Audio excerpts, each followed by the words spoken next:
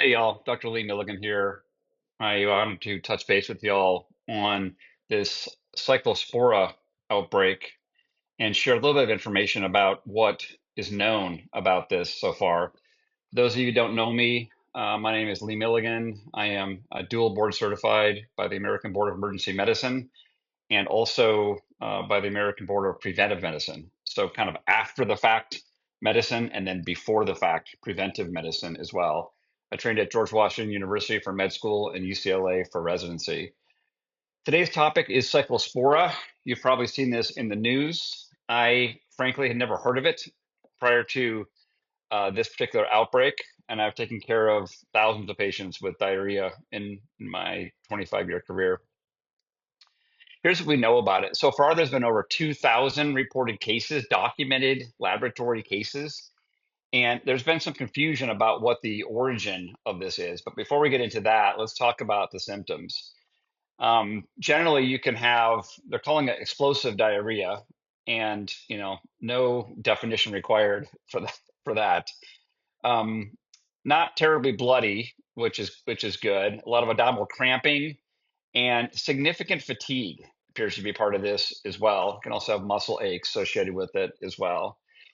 And they haven't entirely identified the specific source. Right now, they're talking about shredded lettuce from central Mexico.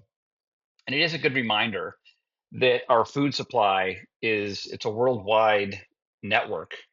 And when we eat something that we buy at our local market, it's oftentimes hard to know what the original origin of that is. But right now, they're saying they think it's shredded lettuce from central Mexico. Historically, and there have been other outbreaks about this, and I wasn't aware of that.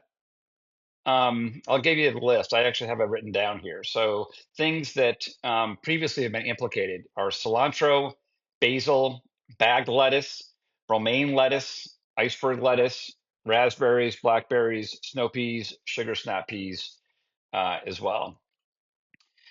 What I can say about this is that if you go in to be seen, and some people have to go to the hospital, they're really dehydrated from this. It can cause electrolyte disturbances as well. If you go into the hospital to be seen for this, first thing they're going to do is they're going to assess your hydration status. And they're going to do that by your vital signs and by examining you, literally looking at your skin, something called skin turgor, which essentially is if you pinch a little bit of your skin, if that pinch remains a little bit, then that means you're pretty dehydrated.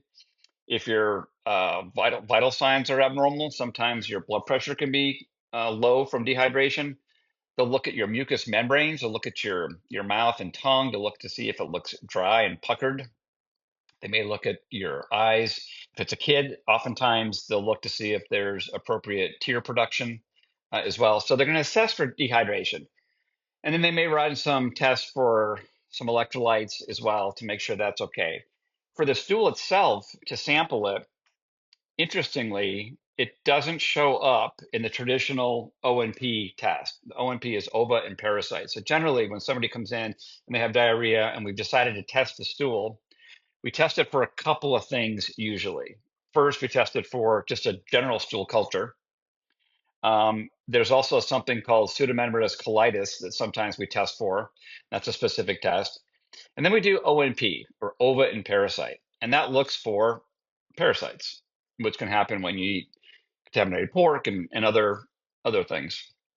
In this case, it doesn't show up on the O&P test. And so you have to do an actual separate PCR test or polymerase chain reaction test in order to be able to identify cyclospora.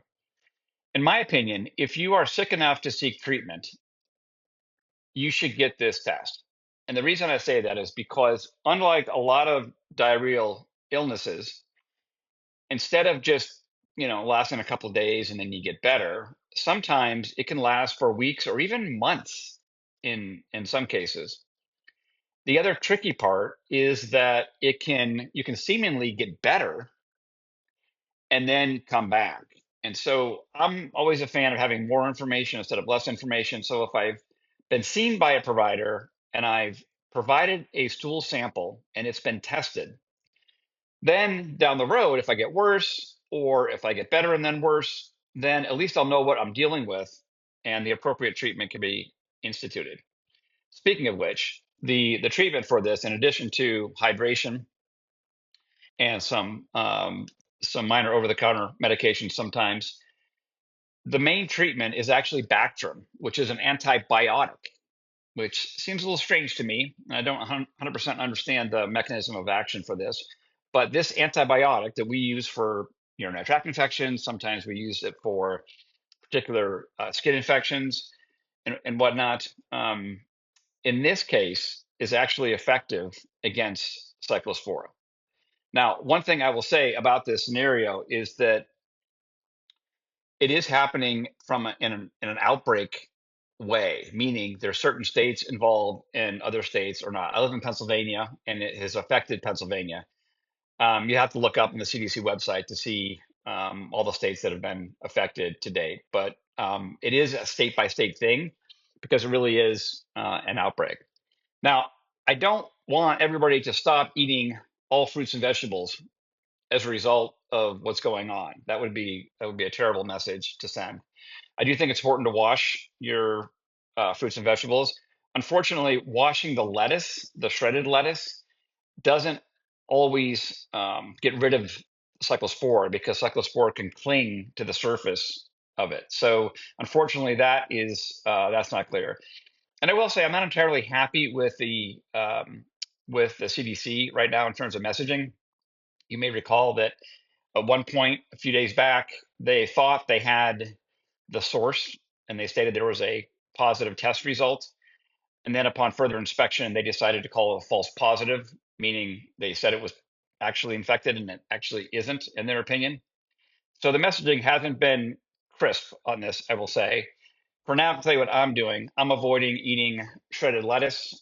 I'm avoiding eating iceberg lettuce right now, and we'll kind of see how it plays out. Hopefully, in the next few weeks, we'll get more clarity in terms of where that's going. So that's kind of it. That's the update. If you're sick enough to seek help, make sure your provider actually orders the right testing. And if you get treated, make sure they use Bactrim. And if it isn't Bactrim because of an allergy to sulfa, for example, because Bactrim is a sulfa-based antibiotic, then talk with them about what additional measures might make sense. So there you go. There's the update, and we'll talk soon. Adios.